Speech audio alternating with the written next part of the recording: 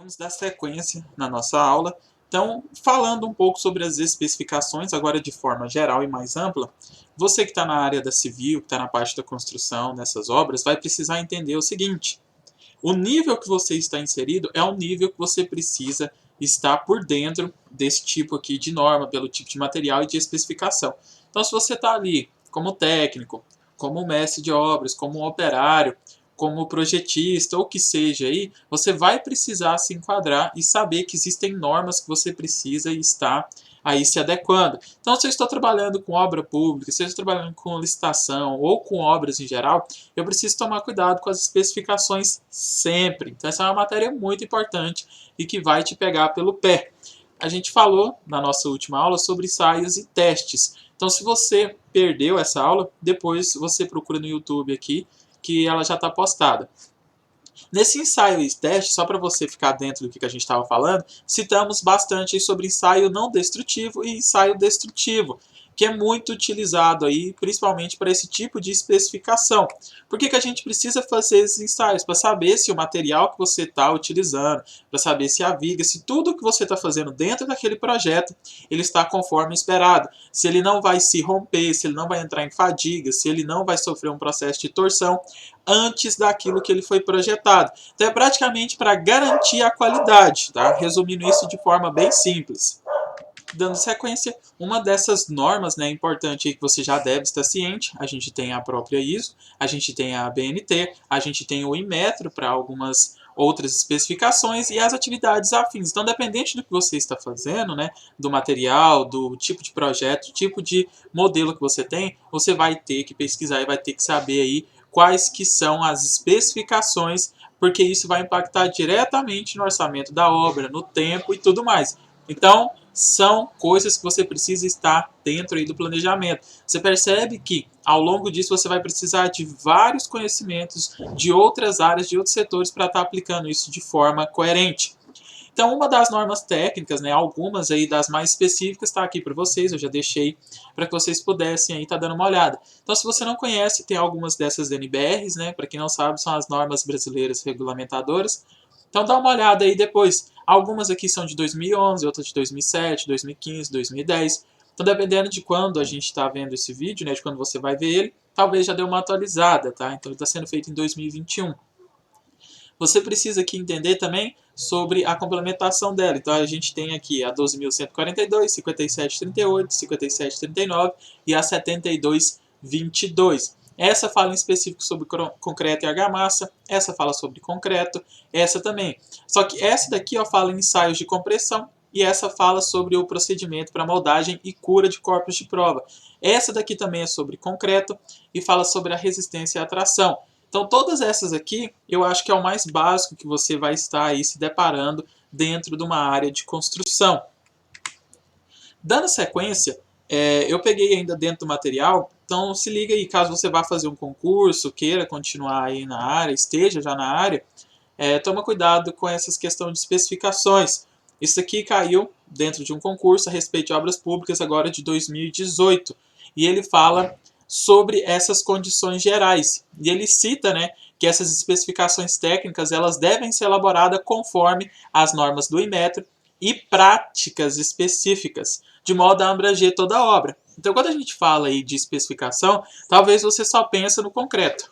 Não é isso e pronto, não. Você precisa entender que você tem especificação em toda a sequência do projeto. Por isso é importante, se você está aí no nível de gerenciamento, se você está no nível aí de estar literalmente como o gestor do projeto, você precisa entender que você vai lidar com especificação em tudo. Como assim?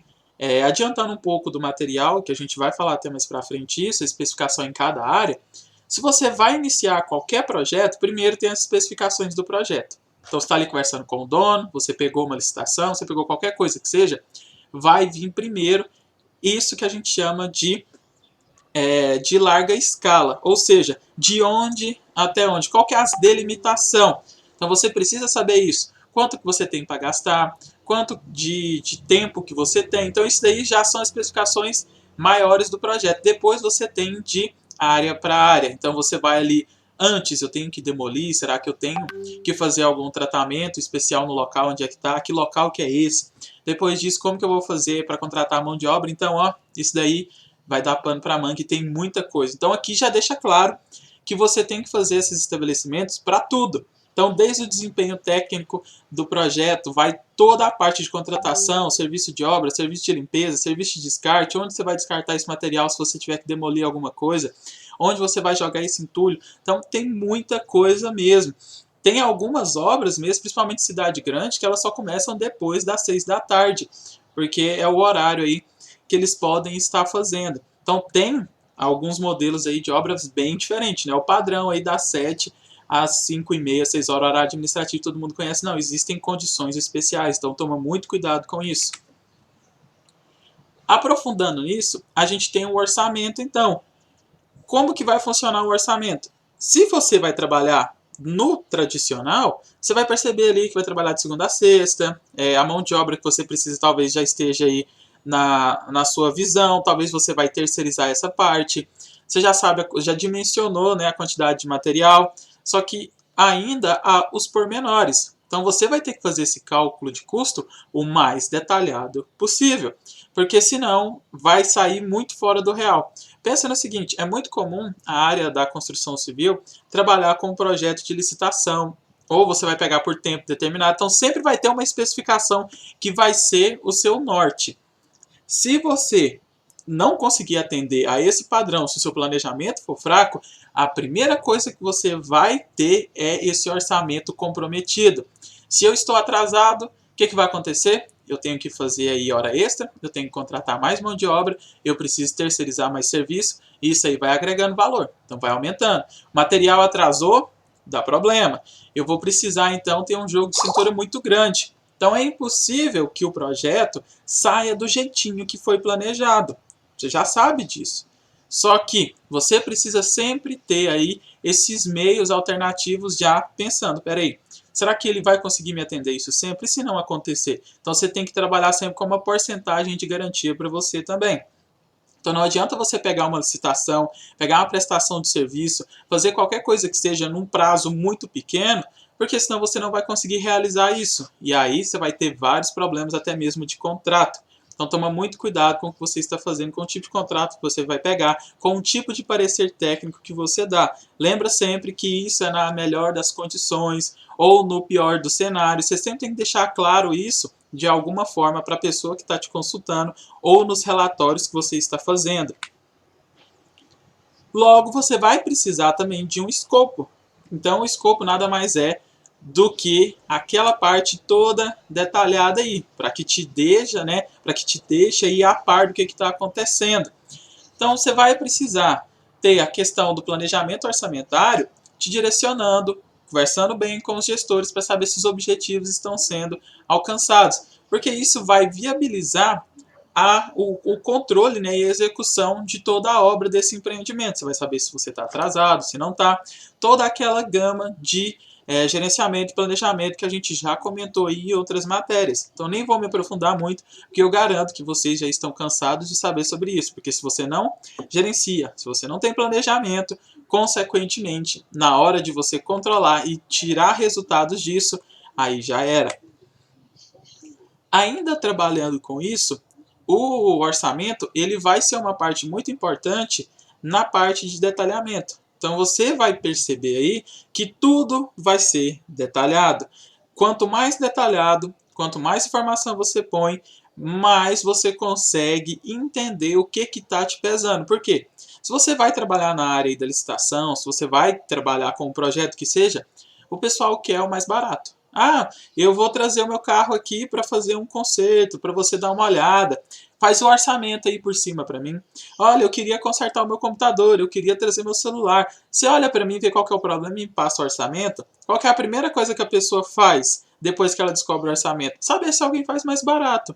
Ela, às vezes, ela nem está preocupada com a qualidade. Então, quando você abre isso muito bem e mostra para ela, fala, olha, o orçamento está nesse valor, mas eu estou usando o melhor material, eu estou usando a melhor equipe, eu estou sendo realista com os prazos, porque não adianta nada a pessoa fazer esse tipo de serviço, né, explicar esse orçamento, falar que entrega em uma semana, que entrega em um mês, em um ano, utilizar material ruim, uma equipe que não vai conseguir lidar muito bem, às vezes não tem experiência nenhuma, no final entrega um projeto aí porco, e o que acontece? Ela vai fazer tudo que ela prometeu, mas consequentemente ela não vai conseguir um projeto novo. Se conseguir, vai ser outra pessoa que vai acabar por ser enganada. Então, você deve deixar muito claro isso para a pessoa que está depois, seja ela a pessoa que está te contratando, seja ela o outro trabalhador que está aí com você do lado. Olha, é importante fazer isso bem feito, porque isso impacta na próxima etapa, e assim por diante. Então tem que ser bem detalhado isso, porque senão você não consegue competir nos custos. E o dinheiro sempre é o que mais manda. E a variação de um para o outro pode ser justamente esses detalhes pequenos aí. E é claro que isso vai precisar ser aberto, principalmente licitação, obra pública, do governo. Isso tudo é detalhado e aberto para a população poder ir lá, bater os cálculos e ver se está tudo coerente, se realmente é dentro do que está fazendo. Então, você vai precisar saber quanto está gastando de mão de obra aí por metro quadrado, quanto que está o material, o que está acontecendo, o andamento da obra. Tudo isso aí é acompanhado e aberto para a população. E isso daí vai ser aberto para o dono do projeto que está contratando você como terceirizado, você como o gestor disso. Então, é importante você ter esse conhecimento de gestão, ter esse conhecimento de gestão de projeto. Então, fica a dica aí, se você está perdido nesse ponto, se você acha que está muito fraco, dá uma lida no PMBOK aí, que ele vai te auxiliar nessa questão de gerenciamento de projeto, te ajudar a ser um gestor. E, se possível, depois faça um curso de especificação na área, se você perceber que está começando a te demandar demais e está te faltando conhecimento. Composição de preço para orçamento. Isso daqui, ó, ela bate muito com aquele estudo de tempos e métodos que a gente já trabalhou também. Então isso aqui vai muito para a questão produtiva, né? Para a noção de RUP, para aquela noção de CAM que a gente já estudou, que é o índice de produtividade mesmo. Então, quanto que o pedreiro está fazendo aí por hora, quanto que ele está o servente, quanto que está o consumo de areia, de cimento, quanto que eu estou pagando, porque tudo isso aí tem que ser medido. À medida que você usa a energia na sua casa, você é cobrado. Então você consegue olhar aí o consumo diário, o consumo mensal, o consumo anual. Você consegue fazer isso com água, energia. Então esses órgãos eles já te mostram, olha, você está sendo taxado por isso. A partir do momento que trocou de bandeira, eu cobro mais. A mesma coisa que você pode deixar aí, olha, eu faço nesse tempo que você quer. Mas aí o projeto normal com esse orçamento aqui não bate. Eu vou precisar fazer isso daqui, vou precisar talvez uma outra equipe, vou trabalhar em 2 turnos. Então pode ser que isso aí dobra, triplica, e aí é questão de você lidar com o que está sendo realizado. E a maioria dos pedreiros aí, né, da mão de obra, de certa forma, o servente, eles vão ter a especificação deles também. Olha, eu trabalho por metro feito, eu trabalho por dia, eu trabalho por carteira assinada, que seja. Você vai ter aí também essas especificações de contratação. Então não adianta você fugir. Tudo é uma padronização, depende do nível de exposição, depende do modelo contratado e a forma que está sendo realizado. Tá com dúvida, achou que é muita coisa ou tá tranquilo? Fica a minha dica aí, ó, Manual de Obras Públicas de Edificações, Práticas da SEAP. Então esse aqui é um dos manuais que inclusive eu estou utilizando para estar ministrando essa aula, além de outros aí que eu estou complementando, mas ele tem praticamente tudo que você precisa aí saber sobre a questão de especificamento e sobre a parte de orçamento também, ele te auxilia, além de ter o projeto como um todo. Então dá uma folheada, dá uma olhada lá que ele vai te dar um norte bem grande. E aí, deixando claro, a especificação de certa forma ela vai ser infinita, é o que a gente vai começar a comentar daqui para frente. Por que infinita? Ela vai desde o início até a finalização. Então, a especificação ela anda muito junto com o projeto.